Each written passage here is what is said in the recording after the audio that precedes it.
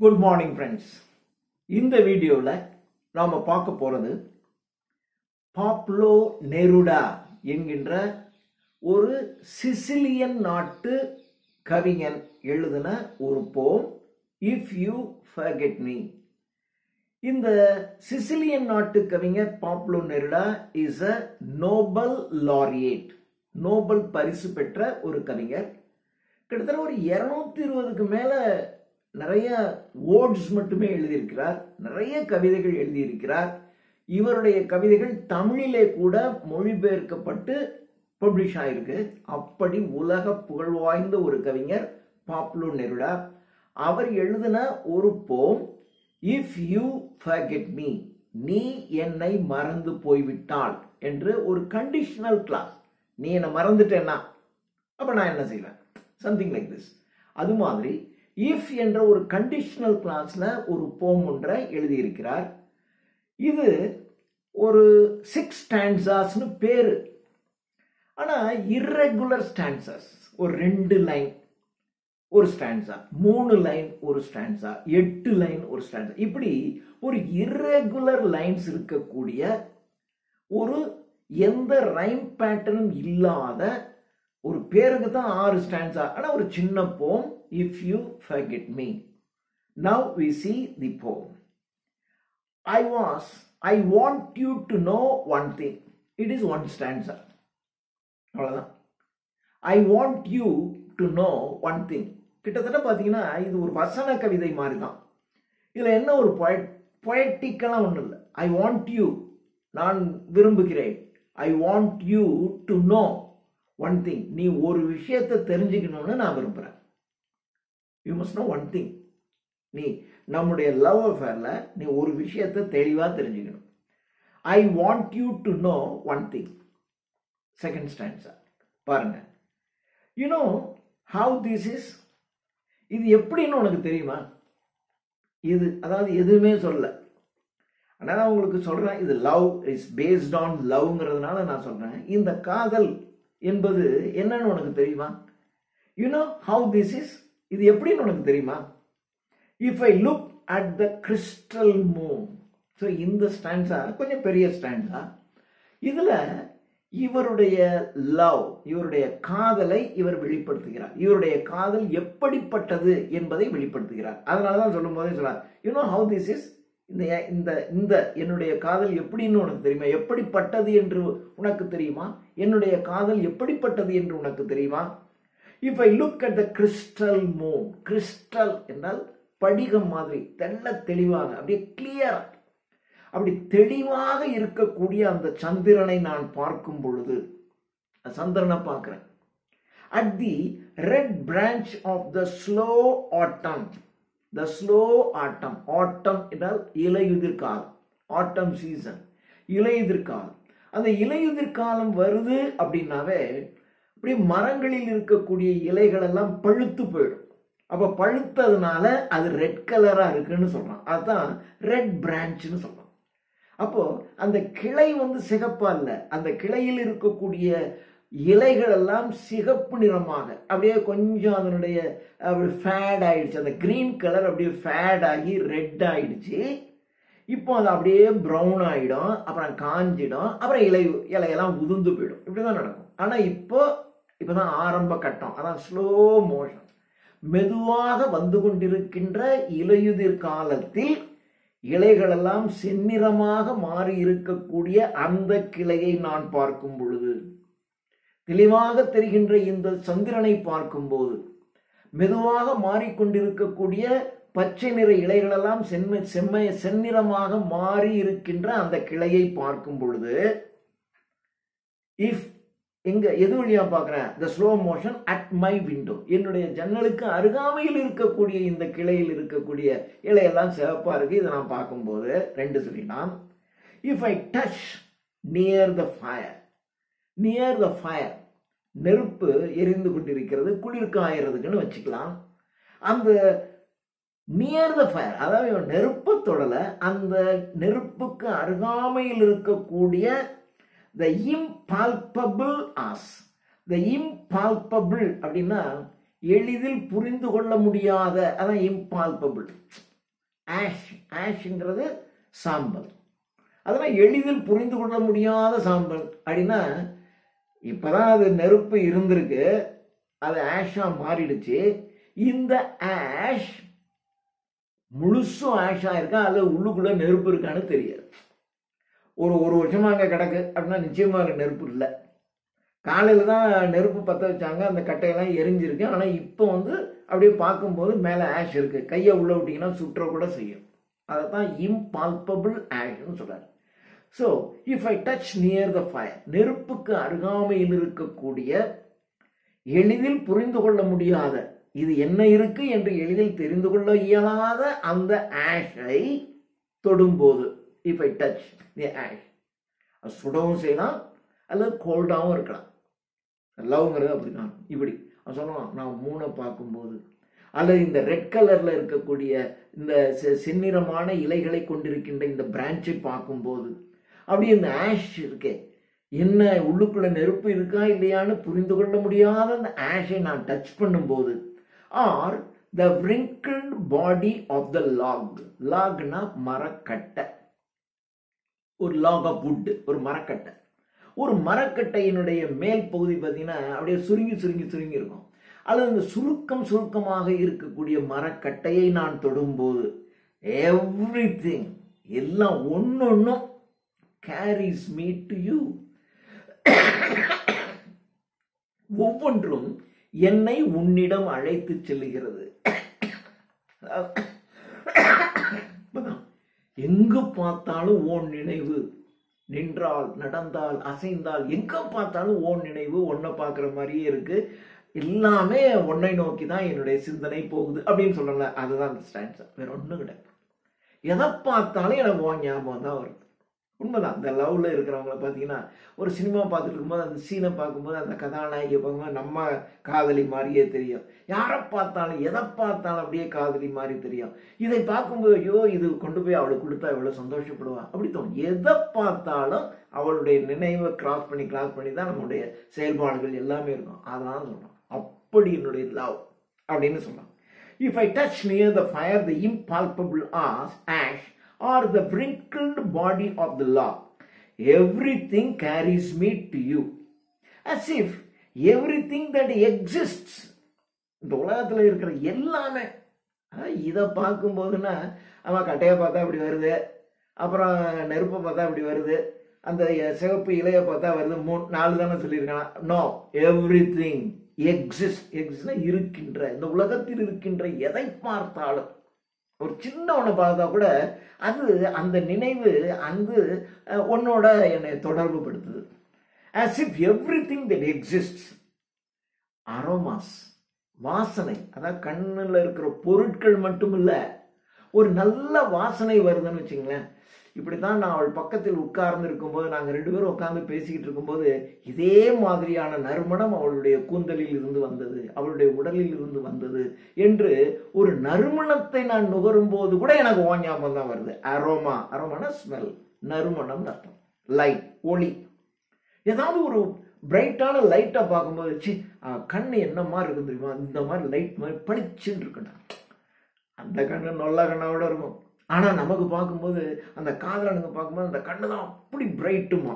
Aromas, light, metals, ஏதாவது ஒரு உலோகத்தை பார்க்குறேன்னு வச்சுங்க, அப்போ ஒரு உலோகத்தை பார்க்கும் பொழுது கூட, அதாவது உலகத்தில் இருக்கிற எல்லாம் சொல்லிட்டான், அப்புறம் ஒரு நறுமணமாக இருக்கட்டும், ஒளியாக இருக்கட்டும், ஏதாவது ஒரு உலோகமாக இருக்கட்டும், எதை பார்த்தாலும் தேவர், அவைகளெல்லாம், இந்த உலகத்தில் இருக்கின்ற எல்லாம், இந்த அரோமாஸா, இந்த நறுமணமாக இருக்கட்டும், அல்லது லைட்டாக இருக்கட்டும், மெட்டல்ஸாக இருக்கட்டும், இந்த ரெட் கலர் பிரான்ச்சாக இருக்கட்டும், மூணாக இருக்கட்டும், wrinkled பாடி ஆஃப் த லாகாக இருக்கட்டும், அல்லது ஃபயர் எக்ஸ்டிங்விஷ் ஆகிருக்கிற ஆஷாக இருக்கட்டும், எல்லாமே தேவர் ஆல் லிட்டில் போட்ஸ், அவைகள் எல்லாமே, இந்த உலகத்தில் இருக்கின்ற எல்லாமே சிறிய படகுகள்.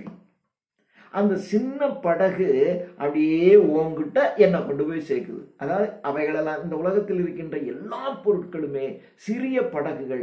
அந்த படகுகள் என் நினைவை உன்னிடம் கொண்டு போய் சேர்க்கும். They were all little boats that sail towards those islands of yours that wait for me.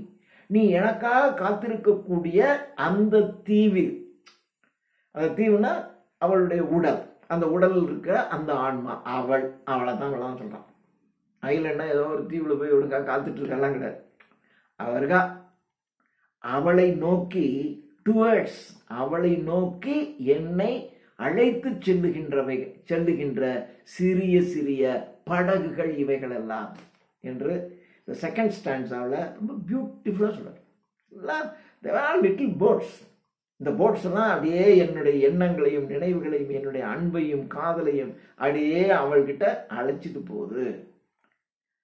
Now the third stanza. It is only 2 lines. Well, now. சரி, இப்போ அது சொல்லிட்டான். இப்போ சரி, நல்லா உண்மை, எதை பார்த்தாலும் எனக்கு ஓ ஞாபகம் தான் வருது. Okay, well, now, if little by little you stop loving me. நான் இவ்வளவு நேசிக்கிறேன், எதை பார்த்தாலும் எனக்கு உன் ஞாபகம் தான் வருது. அப்படிப்பட்ட நான், if little by little, கொஞ்சம் கொஞ்சமா, if you stop loving me, என்னை நீ காதலிப்பதை, என்னை நீ நேசிப்பதை நீ சிறிது சிறிதாக நிறுத்திவிட்டால், மறுபடியும் கண்டிஷனல் கிளாஸ். ஃபர்ஸ்ட் ஸ்டாண்ட்ஸாவிலையும் கண்டிஷனல் கிளாஸ் தான் இல்லையா? எல்லாமே கண்டிஷனல் கிளாஸ் தான். If little by little you stop loving me, I shall stop loving you little by little. கொஞ்சம் கொஞ்சமா நீ என் மீது செலுத்துகின்ற அன்பை நீ நிறுத்திவிட்டாய் என்றால், I shall stop, நானும் அதே மாதிரி stop loving you little by little, நானும் கொஞ்சம் கொஞ்சமா உன்னை காதலிப்பதை, உன்னை நேசிப்பதை நான் நிறுத்தி விடுவேன். அது நான் அப்படியே காதலிச்சுட்டு நீ அப்படியே மெதுவாக என்னை கழட்டி விட்டு போயிட்டேன்னு வச்சுக்க, அப்போ நான் அப்படியே தாடியை வளர்த்துக்கிட்டுலாம் அலைஞ்சிட்டு இருக்க மாட்டேன். நீ இது ஒரு வார்னிங் மாதிரி சொல்றாரா? எப்படி சொல்றான்னு தெரியல. நீ மாத்திரம் கொஞ்சம் கொஞ்சமா என்னை நேசிக்கிறத நிறுத்திட்டேன்னு வச்சுக்க, நானும் அதே மாதிரி கொஞ்சம் கொஞ்சமா உன்னை நேசிப்பதை நான் நிறுத்தி விடுவேன். அடுத்த ஸ்டாண்ட்ஸ். இஃப், சரி, இந்த கொஞ்சம் கொஞ்சமா நிறுத்துறதுங்கிறது ஒரு கதை. சிலர் அப்படி இருப்பாங்க, அப்படி மெதுவா அடிக்கடி மீட் பண்றது, தினம் 2 தடவை மீட் பண்ணிக்கிட்டு, தினம் 1 தடவை மீட் பண்றது, அப்புறம் அது இது அப்படின்னு சொல்லிட்டு அப்படியே ஒரு நாள் கட் பண்ணிட்டு வாரத்துக்கு 5 நாள், 4 நாள், 3 நாள், அப்படி கொஞ்சம் கொஞ்சமா அப்படி மெதுவாக கட் பண்றது, இது ஒரு டைப்பு. சிலர் என்ன பண்ணீங்கன்னா, குமார் என்னால இனிமே ஒன்றும் செய்ய முடியாது, எங்க அம்மா இப்படி சொல்லிட்டாங்க, எங்க அப்பா அப்படி இப்படின்னு ஏதாவது ஒன்றை விட்ட போடுறது. சிலர் வந்து சடனா இந்த மாதிரிலாம் ஆயிடுச்சு, இனிமே இது நடந்துச்சுன்னா எங்க அம்மா தூக்கு போட்டு தொங்கிடுவேன்றாங்க, எங்க அண்ணன் இப்படி பண்றான், என் சொந்தக்காரங்கெல்லாம் வெட்டிடுவேன்னு மிரட்டுறாங்க அப்படின்னு சொல்லி சடன்லி ஸ்டாப். திடீர்னு வந்து அதனால இனிமே நாம் சந்திக்க வேண்டாம், ஓ இந்த மாதிரி விட்டு போடுறது. If suddenly you forget me, திடீர்னு நீ நிறுத்திட்டேன்னு வச்சுக்க, forget me, if you suddenly forget me, to not look for me, அதுக்கப்புறம் நீ என்னை பார்க்காத, நீ என்ன பார்க்கறது, for I shall already have forgotten you. திடீர்னு நீ என்ன அப்படி என்னை நேசிப்பதை திடீரென்று நீ forget me, என்னை நீ மறந்து போய் நிறுத்திவிட்டால் நான் ஏற்கனவே உன்னை மறந்துருப்பேன். அதாவது நீ என்னை திடீர்னு மறந்தேன்னா அதுக்கு ஒரு செகண்ட் முன்னாடியே நான் உன்னை மறந்திருப்பேன். நீ மெதுவானா நானும் மெதுவாக உன்னை விட்டு போயிடுவேன். நீ திடீர்னு வந்து நான் மறந்துட்டேன்னா உனக்கு ஒரு ஸ்டெப் முன்னாடியே போய் நானும் உன்னை மறந்துருப்பேன்.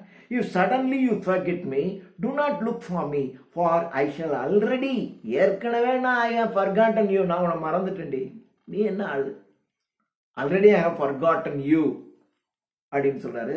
So this is the 4th stanza. Now the 5th stanza. எல்லாம் ஸ்டாண்ட்ஸான்னு பேர், 3 வரி 4 வரி 2 வரி. அந்த செகண்ட் ஸ்டாண்ட்ஸா மட்டும்தான் it's a long one.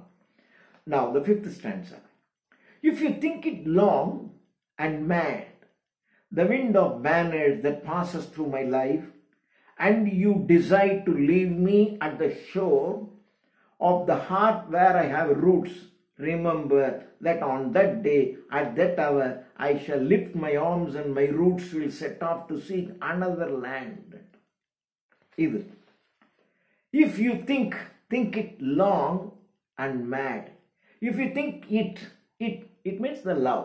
If you think the love is long and mad, நான் உன் மீது வைத்திருக்கக்கூடிய இந்த நீண்ட பைத்தியக்காரத்தனமான காதல். பொதுவாக லவ் இஸ் மேட். பொதுவாக காதல்னாவே அது ஒரு பைத்தியக்கார மாதிரி தான், பைத்தியம் மாதிரி தான். If you think it long and mad, the wind of banners that passes through my life. The wind of bannerனா கொடிகள். கொடி அப்படின்னாக்க பேனர் கட்டுறது அப்படின்னாக்க உடனே ஏதோ கட்சி கொடி அப்படிலாம் கிடையாது. ஒரு மரம் செடி கொடிகள் எல்லாமே the wind of banners. இந்த மரம் செடி கொடிகளினுடைய காற்று that passes through my life, என்னுடைய வாழ்க்கையின் மீது வீசிக்கொண்டிருக்கின்ற இந்த காற்று. And you decide to leave me. And you decide to leave me at the shore. அந்த கரையிலே நீ என்னை விட்டு பிரிந்து விட வேண்டும் என்று நீ தீர்மானித்தாள். இந்த கரை அப்படின்னா ஏதோ ஒரு ஆத்தங்கரை, குளத்தங்கரை அல்லது ஒரு ஐலாண்டினுடைய கரை அப்படி இல்லை. அந்த மனமாகிய அந்த ஐலாண்ட் இருக்கு இல்லையா, அந்த மனம் என்கின்ற அந்த தீவில் இருந்து, அதனுடைய விளிம்பில் இருந்து நீ என்னை கடந்து செல்ல வேண்டும். என்னுடைய வாழ்க்கையில் எவ்வளோ காற்று வீசி இருக்கிறது.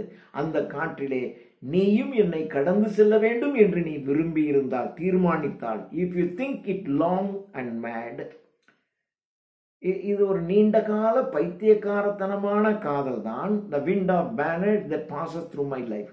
இந்த நீண்ட கால பைத்தியக்காரத்தனமான காதல் என்கின்ற ஒரு தென்றலானது என்னுடைய வாழ்க்கையில் வீசிக்கொண்டிருக்கிறது.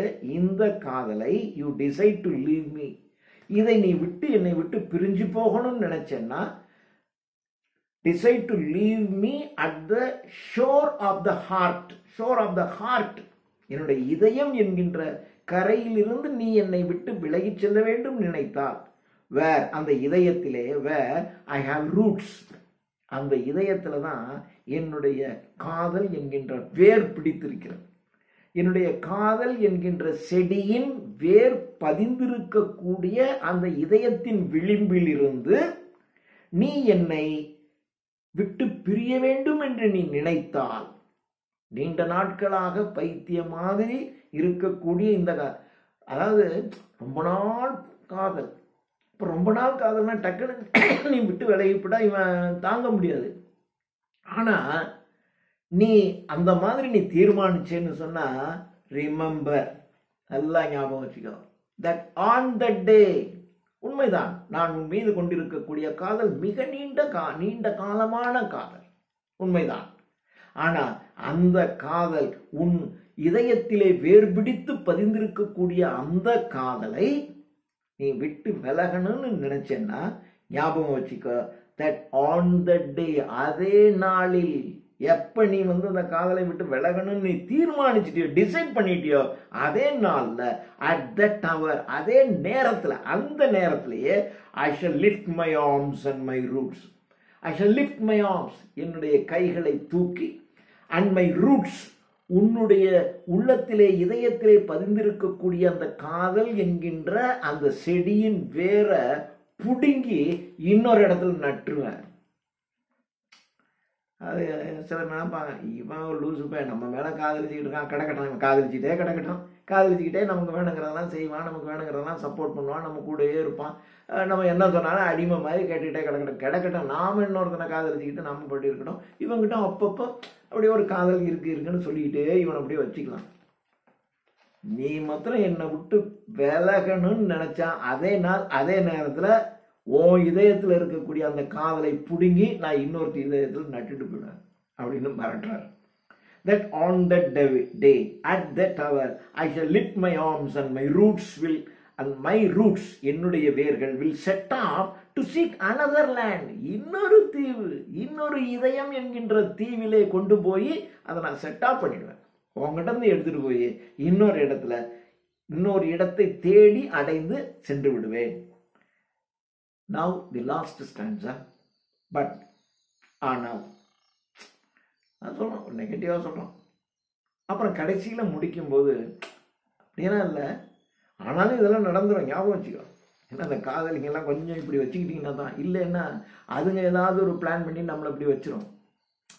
ஆனால் இஃப் ஈச் டே, ஆனால் ஒவ்வொரு நாளும், இஃப் ஈச் ஹவர், ஒவ்வொரு மணித்துளியும், you feel that you are destined for me, ஒவ்வொரு நாளும் ஒவ்வொரு மணித்துளியும் நீ உணர்ந்தேன்னா you are destined for me, எனக்காக விதிக்கப்பட்டவள், என்னுடைய வாழ்விலே எனக்காகவே வாழ பிறந்தவள் என்று நீ உன்னுடைய உள்ளத்துக்குள்ள ஒவ்வொரு நாளும் ஒவ்வொரு மணித்துளியும் நீ நினைச்சிட்டு அளவே உனக்காகவே நான் வாழ்ந்துருவேன், உனக்காகவே நான் செத்துவிடுவேன். நீ மாத்திரம் அப்படி இருந்தேன்னா, if each day each hour you feel that you are destined for me, destine விதிக்கப்படுறது, டெஸ்டின்டு ஃபார் மீ, எனக்காகவே வாழ்வதற்கு நீ விதிக்கப்பட்டு இருக்கிறாய் என்று நான் அவனுக்காகவே பிறந்திருக்கேன், அவனுக்காகவே வாழ்வேன், அவனுக்காகவே சாவேன் அப்படின்னு நீ மாத்திரம் நினைச்சிட்ட அப்படின்னா, வித் இம்ப்ளக்கபிள் ஸ்வீட்னஸ், இம்ப்ளக்கபிள் ஸ்வீட்னஸ், ஸ்வீட்னஸ்னா இனிமையான, அதனால் இம்ப்ளக்கபிள் ஸ்வீட்னஸ், இம்ப்ளக்கபிள் அப்படிங்கிற வேர்டே பிளக்கேட் என்ற ஒரு வேர்டுலேருந்து வந்தது. பிளக்கேட் என்னால் சூத், சூத்துனா அப்படியே மென்மையாக வருடி கொடுக்கறது, ஆறுதல் சொல்றது, கன்சோல் பண்ணுறது, அப்படியே துன்பத்தில் இருக்கிறவன் சரி சரி கவலைப்படா நான் இருக்கேன் பார்த்துக்கோ அப்படின்னு அப்படியே பண்ணுறோம் இல்லையா, தட் இஸ் கால்ட், அதுதான் பிளக்கேட்னு பேர்.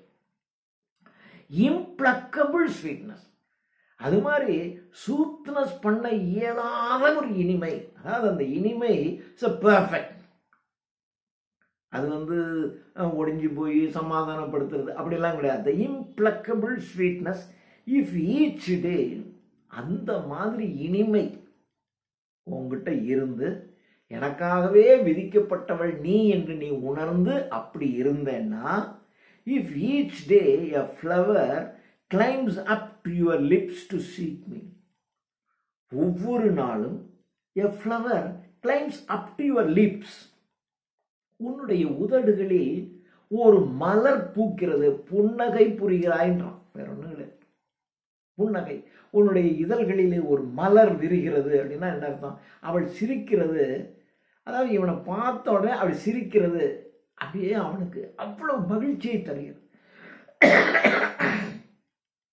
If each day a flower climbs up to your lips to seek me, என்னை அடைய வேண்டும், என்னை காண வேண்டும் என்று உன்னுடைய உதடுகளிலே ஒரு புன்னகை, ஒரு ஒளி, இது மாத்திரம் எனக்கு தெரிஞ்சிச்சு அப்படின்னா, மை லவ், ஐயோ என்னுடைய அன்பு, என்னுடைய காதல், மயோன், என்னோட காணது, எனக்கானவள் இவள், எனக்காக காதலித்துக் கொண்டிருக்கின்ற இவள் எனக்கானவள், in me all that fire is repeated, all that fire is repeated. அப்போ என் உள்ளத்துக்குள்ள அந்த காதல் என்கின்ற நெருப்பானது திரும்ப திரும்ப திரும்ப கொழுந்து விட்டு எரிந்து கொண்டே இருக்கும். In me all that fire is repeated, in me nothing is extinguished. என்னுடைய உள்ளத்துக்குள்ள அப்படி நீ இருந்துட்டேன்னா, காதல் என்ற நெருப்பு என்கிட்ட கொழுந்து விட்டு எரியும், அந்த நெருப்பு எரிந்து கொண்டே இருக்கும், அதுல எதுவுமே அணைஞ்சி போகாது. எக்ஸ்டிங்விஷ், இந்த நெருப்பு அணைஞ்சி போடும். அந்த காதல் என்ற நெருப்பு எரியும், நம்முடைய பழைய நினைவுகள், பழைய எண்ணங்கள், உன் மீது இருக்கக்கூடிய ஆசை எதுவுமே எக்ஸ்டிங்விஷ் ஆகாது, அல்லது ஃபர்காட்டன், மறந்து போகாது, எதுவும் அழிஞ்சு போகாது. அப்படி இருக்கும், உயிரோட, உயிர் துடிப்போட என் உள்ளத்துக்குள்ள இருக்கும். My love feeds on your love, my love feeds on your love. உன்னுடைய காதலுக்கு என்னுடைய காதல் உணவாக அமைந்து உன்னுடைய காதலை வளர்க்கும். அதாவது உன்னுடைய காதல் அதிகரிக்கணும், வளர்க்கணும். அப்போ உன்னுடைய காதல் வளர்க்கணும்னா என்ன செய்வேன், அதுக்கு தந்தாப்புல நான் உன் கூட பிஹேவ் பண்ணுவேன். அப்போ என்னுடைய த பிஹேவியர், நான் உன் மீது காட்டுகின்ற அந்த அன்பின் வெளிப்பாடு மீண்டும் மீண்டும் நீ என் மேலே காட்டுகின்ற அன்பை அதிகரிக்க செய்யும். My love feeds on your love. உன்னுடைய காதலுக்கு என்னுடைய அன்பு, என்னுடைய செயல்பாடுகள் உணவாக அமைந்து அதை மேலே வளர்க்கும். My love feeds on your love beloved. என் அன்பான காதலியே, உன்னுடைய காதலுக்கு என்னுடைய காதலின் செயல்பாடுகள் உணவாக அமைந்து அதை மீண்டும் வளர்க்கும். and as long as you live it will be in your arms. As long as you live, நீ இந்த உலகத்தில் உயிர் வாழ்கின்ற அந்த கடைசி தருணம் வரைக்கும், சாகிற வரைக்கும். And as long as you live it will be in your arms. இந்த இதயம், இந்த காதல் உன்னுடைய கரங்களிலே இருக்கும். In your arms without leaving mine. என்னுடைய இதயத்தை விட்டு போகாமல் உன்னுடைய கரங்களிலே அது திகழும். என் காதல் உங்ககிட்ட நான் ஒப்படைச்சினேன், என்கிட்ட அது இல்லைலாம் கிடையாது. வித்தவுட் லீவிங் மீ, என்னுடைய உள்ளத்தை விட்டு பிரியாமல் அந்த காதல் உன்னுடைய கரங்களிலே தவழ்ந்து கொண்டிருக்கும் என்று. நீ போனா நானும் தான் மறந்துடுவேன், நீ என்ன மறந்தா நானும் மறந்துடுவேன், நீ கொஞ்சம் கொஞ்சமாக மறந்தா நானும் கொஞ்சம் கொஞ்சமாக மறந்துடுவேன். ஆனால் நீ மாத்திரம் அப்படி இல்லாம இப்படி இருந்தேன்னா என்னுடைய காதல் கடைசி, உன்னுடைய கடைசி மூச்சு இருக்கிற வரைக்கும் உன் கூடவே இருக்கும், உன் கூடவே இருந்து செத்து போய்விடும் என்று இஃப் யூ ஃபர்கெட் மீ என்ற ஒரு அழகான காதல் கவிதையை பாப்லோ நெருடா எழுதியிருக்கிறார். தேங்க்யூ.